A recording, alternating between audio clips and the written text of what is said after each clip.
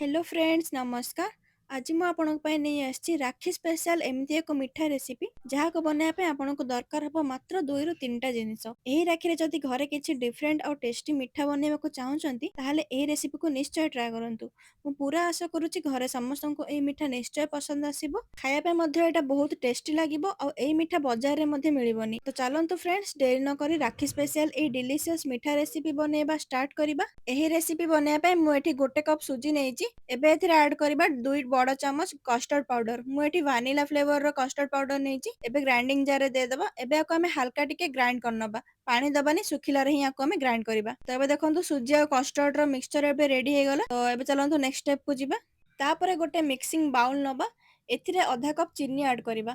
ତାପରେ ଏଥିରେ 1 କପ୍ ଦହି ଆଡ୍ କରିବା। ଦହି ଏଠି ଫ୍ରେଶ ନେବେ, ଖଟା ଦହି ଏଠି ନେବେନି। ଏବେ ଦହି ସହିତ ଚିନିକୁ ଭଲ ଭାବେ ମିଶେଇ ନବା। एकदम स्मूथ ହେଲା ପର୍ଯ୍ୟନ୍ତ ଆମେ ଆକୁ ଫେଣ୍ଟିବା। ଏବେ ଏଥିରେ ଆମେ ଆଡ୍ କରିବା ରିଫାଇନ୍ଡ ଅଏଲ। ତ ଅଏଲ ମୁଁ ଏଠି 1/4 କପ୍ ନେଇଛି। ତେଲ ବଦଳରେ ଆପଣ ଚାହିଁଲେ ଘିଅ କିମ୍ବା ବଟର ମଧ୍ୟ ନେଇପାରିବେ। ଏବେ ଏଥିରେ ସୁଜି ମିକ୍ସଚରକୁ ଆଡ୍ କରିବା। ଯେହେତୁ ଆମେ ଏଠି ଭ୍ୟାନିଲା ଫ୍ଲେଭର କଷ୍ଟର୍ଡ ପାଉଡର ନେଇଛେ ତ ୟା କଲର ବି ଭଲ ଆସିବ ଆଉ ଫ୍ଲେଭର ମଧ୍ୟ ଭଲ ଆସିବ। ଏବେ ସବୁକୁ ଆମେ ଭଲ ଭାବେ ମିକ୍ସ କରିନେବା। ଏବେ ମୁଁ ଏଠି ଅଧା କପ୍ କ୍ଷୀର ନେଇଛି। এই କ୍ଷୀରକୁ ଏକାଥରେ ଆଡ୍ କରିବାନି, ଅଳ୍ପ ଅଳ୍ପ କରି ଆଡ୍ କରିବା ଆଉ ମିଶେଇ ଚାଲିଥିବା। ତ ଦେଖନ୍ତୁ ଫ୍ରେଣ୍ଡସ୍ ଏବେ ଆମ ମିକ୍ସଚର ଭଲ ଭାବେ ଏଠି ମିଶି ଯାଇଛି ଆଉ ସ୍ମୁଥ ମଧ୍ୟ ହେଇଯାଇଛି। ଏବେ ଏହାକୁ ଆମେ କଭର କରିକି 15 ମିନିଟ୍ ରେଷ୍ଟରେ ଛାଡ଼ିଦେବା। ରେଷ୍ଟରେ ଛାଡ଼ିଦେଲା ପରେ ସୁଜି, କ୍ଷୀର ଆଉ ଦହିକୁ ଭଲ ଭାବେ ଅବଜର୍ଭ କରିନେବ, ଯାହାଦ୍ୱାରା ମିଠାରେ ଟେକ୍ସଚର ବହୁତ ସଫ୍ଟ ଆଉ ପରଫେକ୍ଟ ଆସିବ। ଏବେ ଆମେ କ୍ୟାରାମେଲ ମିଲ୍କ ରେଡି କରିବା। ସେଥିପାଇଁ ଗୋଟେ କଡ଼େଇ ନବା, ଏଥିରେ ଅଧା କପ୍ ଚିନି ଆଡ୍ କରିବା। ଏବେ ଗ୍ୟାସର ଫ୍ଲେମକୁ ଲୋରେ ରଖିଥିବା ଆଉ ଚିନିକୁ ଧୀରେ ଧୀରେ ମେଲ୍ଟ ହେବା ପାଇଁ ଛାଡ଼ିଦେବା। ଚିନି ମେଲ୍ଟ ହେବା ସମୟରେ ଆମେ ମଝିରେ ମଝିରେ ଏମିତି ଗୋଳେଇ ନେବା, କିନ୍ତୁ ଫ୍ଲେମକୁ ହାଇରେ ରଖିବାନି। ଦେଖନ୍ତୁ ଚିନି ଧୀରେ ଧୀରେ ମେଲ୍ଟ ହୋଇ କ୍ୟାରାମେଲାଇଜ ହେବାକୁ ଷ୍ଟାର୍ଟ କଲାଣି। ଏବେ ଏଥିରେ 2ରୁ 3 ବଡ ଚାମଚ ପାଣି ଆଡ୍ କରିବା। ପାଣି ଆଡ୍ କଲା ପରେ ଆମେ ଭଲ ଭାବେ ଆକୁ ମିଶେଇ ନେବା। ଏବେ ଏଥିରେ ଆମେ କ୍ଷୀର ଆଡ୍ କରିବା। ଏହି ରେସିପି ପାଇଁ ମୁଁ ଟୋଟାଲ 1.5 ଲିଟର କ୍ଷୀର ନେଇଛି। ସେଥିରେ ଅଧା କପ୍ କ୍ଷୀର ଆମେ ଆଗେ ସୁଜି ମିକ୍ସଚରରେ ୟୁଜ୍ କରିଥିଲେ। ଏବେ ବାକି କ୍ଷୀରକୁ ଆମେ କ୍ୟାରାମେଲରେ ଆଡ୍ କରିବା। ପ୍ରଥମେ ଆମେ ଏଠି କ୍ଷୀରକୁ ଭଲ ଭାବେ ବଏଲ କରିନେବା। ବଏଲ ହେଲା ପରେ ଆମେ ଏଠି ଚିନି ଆଡ୍ କରିବା। କ୍ଷୀର ଏବେ ଏଠି ବଏଲ ହେଇଗଲାଣି। ଏବେ ଏଥିରେ ଆମେ ଅଧା କପ୍ ଚିନି ଆଡ୍ କରିବା। ଚିନିର କ୍ୱାଣ୍ଟିଟି ଆପଣ ନିଜ ଟେଷ୍ଟ ଅନୁସାରେ କମ୍ କିମ୍ବା ବେଶୀ କରିପାରିବେ। ଆଉ ଗୋଟେ ଇମ୍ପୋର୍ଟାଣ୍ଟ ଟିପ୍, ଯେତେ ଆମେ ଚିନିକୁ ଭଲ ଭାବେ କ୍ୟାରାମେଲାଇଜ କରିବା କ୍ଷୀରର କଲର ସେତେ ସୁନ୍ଦର ଆଉ ରିଚ୍ ଆସିବ। ବ୍ୟାଟରକୁ ଆମେ 15 ମିନିଟ୍ ରେଷ୍ଟରେ ଛାଡ଼ିଥିଲେ। ତ ଏବେ ଦେଖନ୍ତୁ 15 ମିନିଟ୍ ପରେ ବ୍ୟାଟରଟା ଗାଢା ହେଇଯାଇଛି। ଏବେ ବ୍ୟାଟରରେ ପରଫେକ୍ଟ କନସିଷ୍ଟେନ୍ସି ଆଣିବା ପାଇଁ ଏଥିରେ ଆଉ ଟିକେ କ୍ଷୀର ଆଡ୍ କରିବା।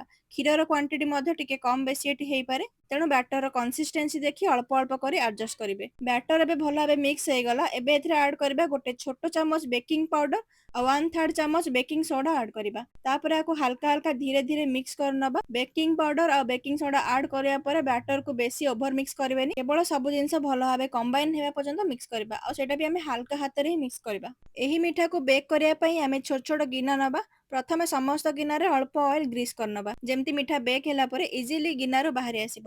ତ ଦେଖନ୍ତୁ ଗିନା ଗୁଡିକ ଭଲ ଭାବେ ଏଠି ଗ୍ରୀସ୍ ହେଇଗଲାଣି। ଏବେ ଏଥିରେ ଆମେ ପ୍ରିପେୟାର୍ଡ ବ୍ୟାଟରକୁ ଆଡ୍ କରିବା। କିନ୍ତୁ ଗୋଟେ କଥା ମନେ ରଖିବେ, ଗିନାକୁ ପୁରା ଭରିବେନି, ବ୍ୟାଟରକୁ କେବଳ 1/3 ପୋର୍ସନ ପର୍ଯ୍ୟନ୍ତ ଫିଲ୍ କରିବା, କାହିଁକି ନା ଏଟା ବେକ୍ ହେଲା ପରେ ଫୁଲିବ। ମୁଁ এই ରେସିପିକୁ କଡ଼େଇରେ ବେକ୍ କରୁଛି। ଆପଣ ଚାହିଁଲେ ପ୍ରେସର କୁକର କିମ୍ବା ଓଭେନରେ ମଧ୍ୟ ବେକ୍ କରିପାରିବେ। ସୋ କଡ଼େଇକୁ ମୁଁ ଏଠି ପ୍ରିହିଟ୍ କରି ନେଇଛି। ଏବେ କଣ କରିବା, କଡ଼େଇରେ ଷ୍ଟାଣ୍ଡ ରଖି ତା ଉପରେ ଗୋଟେ ପ୍ଲେଟ୍ ରଖିବା ଆଉ ପ୍ଲେଟ୍ ଉପରେ ଏମିତି ଗିନା ଗୁଡ଼ିକୁ ଆରେଞ୍ଜ କରିନେବା। ଏବେ କଡ଼େଇକୁ କଭର କରି ମିଡିୟମ ଫ୍ଲେମରେ 15ରୁ 20 ମିନିଟ୍ ପର୍ଯ୍ୟନ୍ତ ବେକ୍ କରିନେବା। ଏହି ସମୟରେ ଫ୍ଲେମକୁ ମିଡିୟମରେ ରଖିବା, ଯେମିତି ମିଠା ଭଲ ଭାବେ ବେକ୍ ହବ ଆଉ ତଳ ପଟ ବେଶୀ ଡାର୍କ ହବନି। ତ 20 ମିନିଟ୍ ହେଇଗଲାଣି। ଏବେ ଆମ ମିଠା ଭଲ ଭାବରେ ବେକ୍ ହେଇଛି କି ନାଇଁ ଆମେ ଏଠି ଚେକ୍ କରିନେବା। ତ ମୁଁ ଗୋଟେ ଛୁରୀରେ ଏମିତି ଚେକ୍ କରୁଛି। ଦେଖନ୍ତୁ ଛୁରୀରେ ଜମା ବି ବ୍ୟାଟର ଲାଗୁନି, ମାନେ ପୁରା କ୍ଲିନ୍ ଆସୁଛି। ୟା ମାନେ ମିଠା ପରଫେକ୍ଟଲି ବେକ୍ ହେଇଗଲାଣି। ଏବେ ଆମେ ମିଠାକୁ କିଛି ସମୟ ପାଇଁ ଥଣ୍ଡା ହେବା ପାଇଁ ଛାଡ଼ିଦେବା। ଏପଟେ ଆମ ଟେଷ୍ଟି ଟେଷ୍ଟି କ୍ୟାରାମେଲ ବାଲା ରସ ମଧ୍ୟ ବନିକି ରେଡି ହେଇଗଲାଣି। ଦେଖନ୍ତୁ କଲର କେତେ ସୁନ୍ଦର ଆଉ ରିଚ୍ ଆସିଛି ଆଉ ରସ ମଧ୍ୟ ଧୀରେ ଧୀରେ ଟିକେ ଗାଢା ହେଇ ଆସିଲାଣି। ଏବେ ଗ୍ୟାସର ଫ୍ଲେମକୁ ଆମେ ଅଫ୍ କରିଦେବା। ତାପରେ ଏଥିରେ ଗୋଟେ ଛୋଟ ଚାମଚ ଗୁଜୁରାତି ଗୁଣ୍ଡ ଆଡ୍ କରିବା। ଗୁଜୁରାତି ଗୁଣ୍ଡ ଆଡ୍ କଲା ପରେ ଭଲ ଭାବେ ମିକ୍ସ କରିନେବା। ଏବେ ଏହାକୁ 5 ମିନିଟ୍ ପାଇଁ ଥଣ୍ଡା ହେବା ପାଇଁ ଛାଡ଼ିଦେବା, କିନ୍ତୁ ରସକୁ ପୁରା ଥଣ୍ଡା କରିବେନି, ହାଲକା ଗରମ ଅବସ୍ଥାରେ ହିଁ ରଖିବେ, ଯେମିତି ମିଠା ସହ ଆଡ୍ କରିବା ପରେ ପରଫେକ୍ଟଲି କନସିଷ୍ଟେନ୍ସିରେ ରହିବ। ତ ଏବେ ଆମେ ଗିନାର ମିଠାକୁ ବାହାର କରିନେବା ଛୁରୀ ସାହାଯ୍ୟରେ।